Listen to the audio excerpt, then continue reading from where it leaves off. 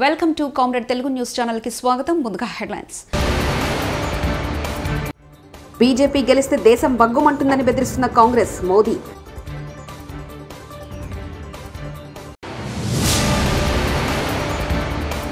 YS Sharmila Reddy Kadapa Lok Sabha స్థానం నుంచి పోటీ చేయడం ఖాయం.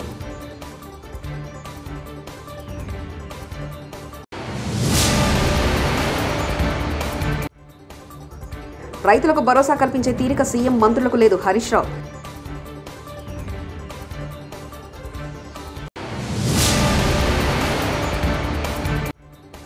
పెన్షన్ల పంపిణీపై అధికార వైపాక కుట్రపూరితంగా వ్యవహరిస్తుంది. రామకృష్ణ.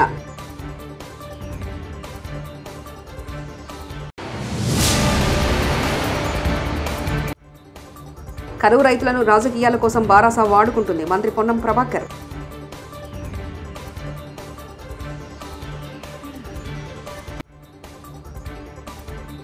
లోక్సభ ఎన్నికల్లో బీజేపీ గెలిస్తే దేశం బగ్గుమంటుందని కాంగ్రెస్ పార్టీ నేతలు బెదిరిస్తున్నారని ప్రధానమంత్రి నరేంద్ర మోదీ అన్నారు.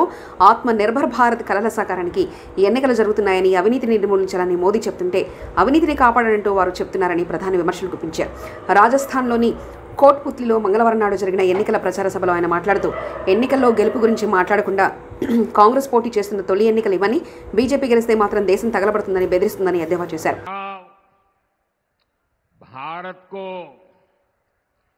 दुनिया की तीसरी सबसे बड़ी अर्थव्यवस्था बनाने के लिए है.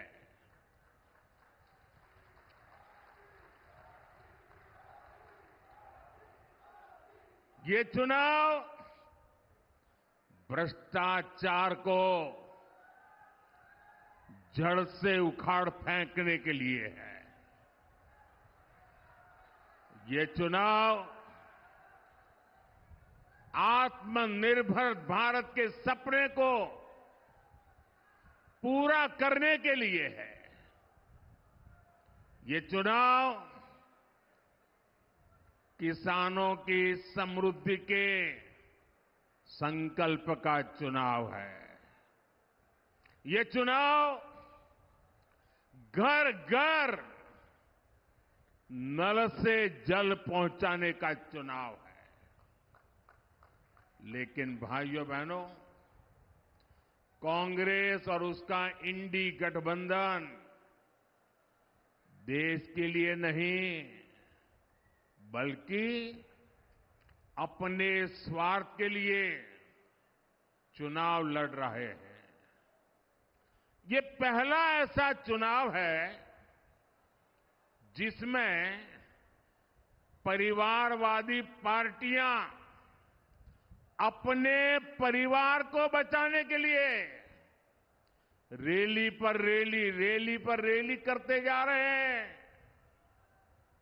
ये पहला ऐसा चुनाव है जिसमें सारे भ्रष्टाचारी मिलकर भ्रष्टाचार पर कार्रवाई रोकने के लिए रैली कर रहे हैं. मैं कहता हूं, भ्रष्टाचार हटाओ. वो कहते हैं. కడప బరిలోని షర్మిల 5 ఎంపీ 114 అసెంబ్లీ అభ్యర్థులకు లైన్ క్లియర్. నేడు ఇడుపులపాయలో జాబితా ప్రకటన. పీసీసీ అధ్యక్షురాలు వైఎస్ షర్మిలారెడ్డి కడప లోక్సభ స్థానం నుంచి పోటీ చేయడం ఖాయమైంది.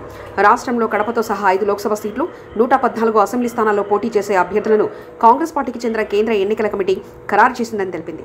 ఈ జాబితాను మంగళవారం ఇడుపులపాయలో ప్రకటించనున్నారు. సీఈసీ సమావేశం సోమవారం ఢిల్లీలో ఏఐసీసీ ప్రధాన కార్యాలయంలో జరిగింది. కాంగ్రెస్ అగ్రనేత సోనియా గాంధీ, ఏఐసీసీ అధ్యక్షుడు మల్లికార్జున ఖార్గే, ప్రధాన కార్యదర్శి కేసీ వేణుగోపాల్, రాష్ట్ర వ్యవహారాల incharge Manickam Tagore, AICC SC cell chairman Koppula Raju, Sharmila పాల్గొన్నారు. రైతుల సమస్యలు పరిష్కరించి వెంటనే నీటిని విడుదల చేయాలని సిద్దిపేట కలెక్టర్కు మాజీ మంత్రి హరీష్ రావు వినతి పత్రం అందించారు. కాంగ్రెస్ పార్టీ అడుగడుగున రైతులకు అన్యాయం చేస్తుందని ఆరోపించారు. కాంగ్రెస్ వచ్చాక నీళ్లు తగ్గి అన్నదాతలకు కన్నీళ్లు పెరిగాయని విమర్శించారు. రైతుల్ని ఆదుకోవాల్సింది పోయి 200 మంది బీఆర్ఎస్ నాయకులు మా పార్టీలో చేరిండ్రు అని మాట్లాడుతున్నారు. ఇలా కాంగ్రెస్ పార్టీకి రైతులంటే పట్టదు, రైతుల కష్టాలంటే ఒక జోక్ లాగా వ్యవహరిస్తా ఉన్నారు కాంగ్రెస్ పార్టీ నాయకులు. ఇలా రాజకీయాల్లో లాభ నష్టాలను బేరీజు వేసుకుంటున్నారు. విపక్ష నాయకుల ఇళ్లలోకి వెళ్లి పార్టీలో చేర్చుకోవడం మీద ఉన్న శ్రద్ధ రైతుల్ని ఆదుకునే విషయంలో కాంగ్రెస్ ప్రభుత్వానికి లేకపోయింది. ఇలా పంటలు ఎండిపోతుంటే ముఖ్యమంత్రో మంత్రో ఎక్కడన్నా ఎండిపోయిన పంటలు చూడడానికి కనీసం బయటకు వచ్చి చూసిందా? ఎవరన్నా రైతులు ఆత్మహత్య చేసుకుంటే పోయి అరే వద్దు చనిపోకండి అని ఒక ఆత్మస్థైర్యాన్ని నింపి రైతు కుటుంబాలను పరామర్శించడానికి ఈ ముఖ్యమంత్రికి ఈ మంత్రులకు టైం దొరకలేదా? ఎంతసేపు మమ్మల్ని తిట్టుడు, మా పార్టీ నాయకులను ఇళ్లలోకి పోయి కడువాలు కప్పుడు, మా మీద అక్రమంగా కేసులు పెట్టుడు, దీంట్లో బిజీ ఉన్నారు మీరు. కానీ రైతులను ఆదుకునే విషయంలో కానీ, చనిపోయిన రైతు కుటుంబాలను పరామర్శించే విషయంలో కానీ, ఎండిపోయిన పంటలను చూసి రైతులకు ధైర్యం చెప్పడానికి మీకు టైం దొరకలేదు. ఎంతసేపు మా మీద బురద జల్లాలి, మమ్మల్ని అక్రమంగా కేసులు పెట్టి ఇరికిచ్చాలి, దీంట్లో బిజీ ఉన్నది ఇవాళ ఈ కాంగ్రెస్ ప్రభుత్వం. ఇలా రైతులు అన్ని విషయాలు గమనిస్తున్నారు. ఆనాడు కేసీఆర్ ఉండగా ఇవాళ రైతులను కంటికి రెప్పలాగా మేము కాపాడుకున్నాం. అరే మిషన్ కాకతీయ పెట్టి చెరువులు బాగా చేసుకున్నాం, పెండింగ్ ప్రాజెక్టు పూర్తి చేసినాం, కాళేశ్వరం లాంటి మెగా ప్రాజెక్టు కట్టినాం. ఎక్కడ రైతులకు ఎప్పుడు నీళ్లు కావాలంటే చిటికేస్తే రైతులకు నీళ్లు అందించినాం. కేసీఆర్ ఉండగా ఎక్కడ ఊర్లలో బోర్బండ్లు కనవల్లే, క్రేన్లు కనవల్లే, బాయిల పూడికెత్తీత లేదు. ఇలా కాంగ్రెస్ వాళ్ళు రాగానే ఊరికి బోర్లు వేసి రైతుల చెమట చుక్కలు, రైతుల కష్టం, రక్తం అంతా కూడా బోరు పొక్కలలో పోయే పరిస్థితి వచ్చింది. ఇలా మళ్ళీ ఇది ఇలా కాంగ్రెస్ పార్టీ చేస్తున్నది. ఇప్పటికైనా కాంగ్రెస్ ప్రభుత్వం రాజకీయాలు మానండి, రైతులను కాపాడండి. కేసీఆర్ ను విమర్శించడం కాదు, ఇలా తక్షణమే క్షేత్రస్థాయిలోకి రైతులను ఆదుకోవడానికి ప్రభుత్వం కదలాలని చెప్పి మేము డిమాండ్ చేస్తాం. మీలాగా మేము ఎలక్షన్ కమిషన్ కు కంప్లైంట్ చేయం. మేము ఆనాడు రైతులకు రైతు బంధు వేస్తామంటే ఎన్నికల కమిషన్ కు ఫిర్యాదు చేసి పడే రైతు బంధుని ఆపింది. మీలాగా మేము రైతులకు మేలు జరిగితే మేము అడ్డు ఉన్న నీళ్లను అండియండి, పోయిన పంటలు పోయినాయి, ఉన్న పంటలన్నా కాపాడండి, పోయిన పంటలకు నష్టపరిహారం అందించాలని చెప్పి నేను ఈ ప్రభుత్వాన్ని డిమాండ్ చేస్తాను. పెన్షన్ల పంపిణీ ఆలస్యానికి జగన్ సర్కార్ అధికార యంత్రాంగమే బాధ్యత వహించాలని సిపిఐ రాష్ట్ర కార్యదర్శి కె రామకృష్ణ పెన్షన్ పంపిణీలో వాలంటీర్లను వినియోగించరాదని కేంద్ర ఎన్నికల సంఘం ఆదేశించింది. ఏపీలో దాదాపు 1,25,000 మంది సచివాలయ సిబ్బంది ఉండగా 66 లక్షల మందికి పెన్షన్ సకాలంలో ఎందుకు ఇవ్వలేరు? పెన్షన్ల పంపిణీపై అధికార వైసీపీకు కుట్రపూరితంగా వ్యవహరిస్తుంది. వైసీపీ నేతలు చెప్పగానే రాజీనామాలు చేయడానికై వాలంటీర్లు ప్రభుత్వ ఉద్యోగుల, వైసీపీ కార్యకర్తల రానున్న ఎన్నికల్లో ప్రజలు ఓటు ద్వారా జగన్మోహన్ రెడ్డికి బుద్ధి చెప్పాలని రామకృష్ణ అన్నారు. రాష్ట్రంలో 66 లక్షల మంది పెన్షనర్లు ఉన్నారు. ఒక్కొక్కరు 50 మందికి పెన్షన్ ఇస్తే ఒక గంట చాలు, అంతే. మ్యాక్సిమం హాఫ్ డే పడుతుంది. హాఫ్ డేలో 50 మందికి పోయి ఇవ్వచ్చు. మరి సచివాలయ సిబ్బంది అందరూ కూడా గ్రామాల్లోనే ఉంటారు కదా, వాళ్ళు పోయి వాళ్ళకి ఇచ్చేయచ్చు కదా. ఎవరు ఆటంకపరిచారు? పైగా కొంతమంది అధికార పార్టీ ఎమ్మెల్యేలు ఈరోజు వాలంటీర్లతో రాజీనామాలు పెట్టిస్తూ ఉన్నారు. నిన్నటి వరకు మీరేమంటారు, వాళ్ళంతా కూడా ప్రభుత్వ ఉద్యోగస్తులు అన్నారు. ఇప్పుడేమంటా ఉన్నారు, మీరు పిలిపించి రాజీనామాలు పెట్టమంటే రాజీనామాలు పెడతా ఉన్నారు. దీన్ని బట్టి అర్థమవుతా ఉంది వాళ్ళు ప్రభుత్వ ఉద్యోగస్తులు అయితే రాజీనామాలు పెట్టమంటే పెడతారా? నీవు కాదు, ఎవరు చెప్పినా పెట్టరు. కానీ వాళ్ళు మీరు చెప్తానే వాళ్ళంతా కూడా రాజీనామాలు తెచ్చి క్యూలో నిలబడతా ఉన్నారంటే మన వైఎస్ఆర్ కాంగ్రెస్ పార్టీ కార్యకర్తలు కాబట్టి ఆ పని చేయగలుగుతూ ఉన్నారు. రేపు వేరే కొత్త గవర్నమెంట్ వస్తే వీళ్ళని ఎందుకు కొనసాగిస్తారు ఈ రకంగా చేస్తే? కాబట్టి ఏమంటే వాలంటీర్లు కూడా చెప్తా ఉన్నాయి, సరైనది కాదు. మీరు ప్రభుత్వ ఆదేశాల మేరకు నడుచుకోవాలి తప్ప అధికార పార్టీ అనుయాయులు, అధికార పార్టీ నాయకులు చెప్పినట్టు మీరు నడుచుకుంటే మిమ్మల్ని వాలంటీర్లు అని అన్నారు. మీరు ఒక పార్టీ ఏజెంట్లు అవుతారు, లేదా ఒక పార్టీ కార్యకర్తలు అవుతారు. కాబట్టి ఏమంటే ఇది సరైనది కాదు. ఈ బంగ్లింగ్ అంతా మానుకోవాలి. ఇవాళ ఏదైతే పెన్షనర్లకు డబ్బు అందడంలో ఆలస్యం అవుతా ఉందో దానికి అధికార పార్టీ, చీఫ్ సెక్రటరీ, అధికారులు వారే కారణం తప్ప మరొకరు కారణం కానే కాదు. అక్కడ సిబ్బంది ఉన్నారు కదా, సిబ్బంది దగ్గర లిస్ట్ ఉంది, డబ్బులు ఉన్నాయంట అన్నారు. డబ్బులు ఉంటే తీసిపోయి ఇవ్వడానికి ఇవ్వడం వచ్చి. కాబట్టి దీన్ని తీవ్రంగా తప్పుపడతా ఉన్నాం. ఖచ్చితంగా పెన్షనర్లు ఇవంతా గుర్తించాలి. అధికార వైఎస్ఆర్ కాంగ్రెస్ పార్టీ ఆడుతున్న డ్రామాలకు చెక్ పెట్టాలి. అది కూడా రేపు ఓటు ద్వారా చెక్ పెట్టాలని కోరుతాం. తెలంగాణలో కరువు, రైతులను బారాసా నాయకులు రాజకీయాల కోసం వినియోగించుకుంటున్నారని మంత్రి పొన్నం ప్రభాకర్ మండిపడ్డారు. సిద్దిపేట జిల్లా హుస్నాబాద్ అంబేద్కర్ చౌరస్తాలో సర్దార్ సర్వాయి పాపన్న వర్ధంతి సందర్భంగా ఆయన చిత్రపటానికి మంత్రి పొన్నం ప్రభాకర్ నివాళులర్పించారు. ఈ సందర్భంగా పొన్నం ప్రభాకర్ మాట్లాడారు. రైతుల సమస్యల పేరిట ఇక్కడ దీక్ష చేస్తున్న ఎంపీ బండి సంజయ్ ఢిల్లీలో ప్రధాని నరేంద్ర మోదీ ఎదుట దీక్ష చేయాలని డిమాండ్ చేశారు. కాళేశ్వరం కుంగిపోతే 4 నెలలు మాట్లాడని కేసీఆర్ ఇప్పుడు మాట్లాడుతున్నారని ఎద్దేవా చేశారు. రాష్ట్ర ప్రభుత్వం అభ్యర్థిస్తోంది మిమ్మల్ని. ఈ రాష్ట్రంలో రైతులకు ఇబ్బంది కలుగుతా ఉంది. గత వర్షాకాలంలో వర్షాలు పల్లె, నీటి ఎద్దడి ఉంది, గ్రౌండ్ వాటర్ పడిపోయింది. దాన్ని కూడా కాంగ్రెస్ కరువు తెచ్చిందనే విధంగా మాట్లాడే వ్యక్తులకు కనీస జ్ఞానం కలగాలని కోరుతూ ఈ యొక్క రైతులను ఆదుకోవడానికి కేంద్ర ప్రభుత్వం నుంచి సహకారం చేసే విధంగా బండి సంజయ్ దీక్ష అక్కడ చేయమని చెప్పి సందర్భంగా డిమాండ్ చేస్తా ఉన్నా. రాష్ట్ర ప్రభుత్వం కేంద్రానికి విజ్ఞాపన చేస్తా ఉంది. విభజన హామీలు కూడా అమలు చేయని, తెలంగాణ విభజనను వ్యతిరేకించినటువంటి నరేంద్ర మోడీ గారి దగ్గర ధర్నా చేసి తెలంగాణకు నిధులు తీసుకురా. ఇవాళ ఓట్ల కొరకు మొన్నటిదాకా రామును ఫోటో పెట్టుకున్నారు, నరేంద్ర మోడీ ఫోటో పనిచేసిరు. మళ్ళీ ఇవాళ రైతుల మీద ముసలి కన్నీరు కారుతున్నారు. ఇవాళ కల్లాల దగ్గర మీరు వస్తారు, కల్లాల దగ్గర రైతులు కన్నీళ్లు పెట్టుకున్నారు. ఎక్కడ వేనో బండి సంజయ్ అని అడుగుతా ఉన్నాం. ఇలా కేసీఆర్ గారు పొలాల బాట పట్టిండు. ఎక్కడికైనా 4 నెలలు కాళేశ్వరం మునుగుతే కుంగితే సలహాలు ఏమంటే ఎక్కడ పోయినావు? ఇలా రాజకీయాలకు మాత్రమే వినియోగించుకుంటున్నారు కరువును, రైతులను రాజకీయంగా. నేను డిమాండ్ చేస్తా ఉన్నా వీళ్ళిద్దరిని కూడా రండి.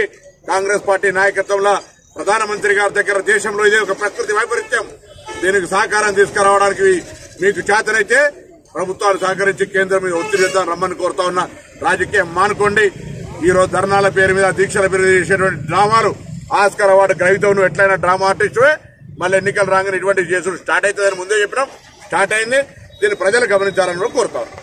చాలా మంది నేతలు బారాసను వీడిన పార్టీ నేతలు తనని ఎక్కువగా టార్గెట్ చేసి ఆరోపణలు చేస్తున్నారని ఎమ్మెల్యే కడియం శ్రీహరి అన్నారు. హైదరాబాద్లో ఆయన మీడియాతో మాట్లాడారు. మనవరాలి వయసున్న అమ్మాయి చేతిలో ఎర్రబెల్లి ఓటమి సిగ్గుచేటని కడియం విమర్శించారు. పల్లా రాజేశ్వరరెడ్డి బారాసకు చీడపురుగులా మారారని ఆరోపించారు. సమితిని వదలడం కొంత బాధగానే ఉంది. కేసీఆర్ గారి పట్ల నాకు గౌరవం కూడా ఉంది. చాలామంది పార్టీలు మారుతున్నారు. పార్టీలు మారిన ఎవరిపైన కూడా పార్టీ అంత తీవ్ర స్థాయిలో స్పందించలేదు. కానీ నా విషయంలో మాత్రము చాలా తీవ్ర స్థాయిలో పార్టీ స్పందిస్తున్నారు. విపరీతమైన ధోరణితో మాట్లాడుతున్నారు. ఈర్ష్య, ద్వేషాలు వాళ్ళ మాటలలో స్పష్టంగా కనిపిస్తున్నాయి. నిన్నటి వరకు వారితోనే ఉన్నాను, నా గురించి తెలియనిది ఏముండదు. కానీ మాట్లాడే పద్ధతి, సంస్కారం, సభ్యత లేకుండా మాట్లాడుతున్నారు. మాజీ మంత్రి దయాకర్ రావు గారు అంటారు కేసీఆర్ కుమార్తెకు 3వ స్థానం వస్తుంది అని. మరి ఇక్కడ కేసీఆర్ కుమార్తె నిలబడతలేదు, కడియం శ్రీహరి కుమార్తె నిలబడుతున్నది. అంటే ఏం మాట్లాడుతున్నాం కూడా అర్థం కావడం లేదు. ఎక్కడ మాట్లాడుతున్నాం, ఏ స్టేజ్ మీద మాట్లాడుతున్నాం కూడా అర్థం కావడం. దయాకర్ రావు గారు ఒకటి గుర్తుపెట్టుకోవాలి. మీరు మాట్లాడిన భాష నేను మాట్లాడను, కానీ 100 కోట్ల రూపాయలు ఖర్చు పెట్టి పాలకుర్తి నియోజకవర్గంలో పనులు చేస్తే నీ మనుమరాలి వయస్సున్న అమ్మాయి చేతిలో చావు దెబ్బతిన్నావు.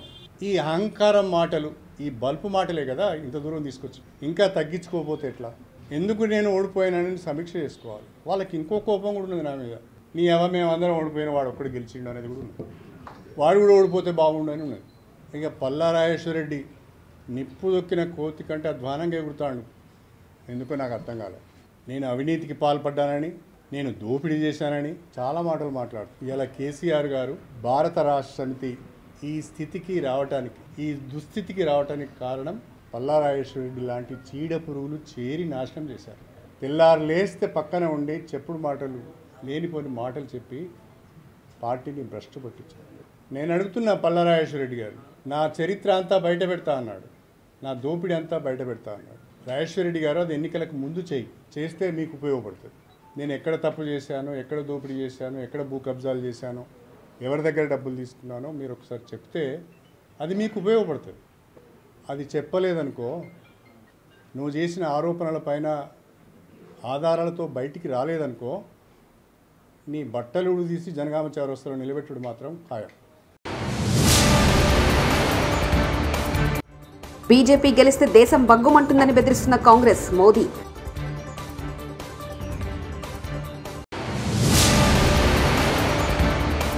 వైఎస్ షర్మిలారెడ్డి కడప లోక్సభ స్థానం నుంచి పోటీ చేయడం ఖాయం.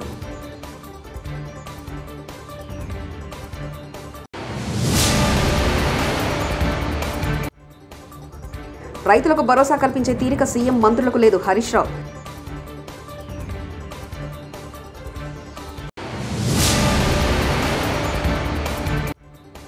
పెన్షన్ల పంపిణీపై అధికార వైపాక కుట్రపూరితంగా వ్యవహరిస్తుంది రామకృష్ణ.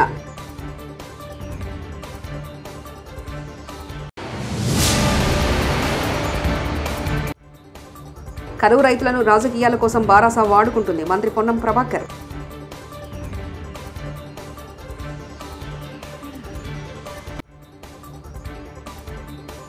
ఇవి బులెటిన్ విశేషాలు. చూస్తూనే ఉండండి కామ్రేడ్ తెలుగు న్యూస్ ఛానల్. ప్రతినిధి ఒంటేరు రమేష్ చంద్ర పరకాల.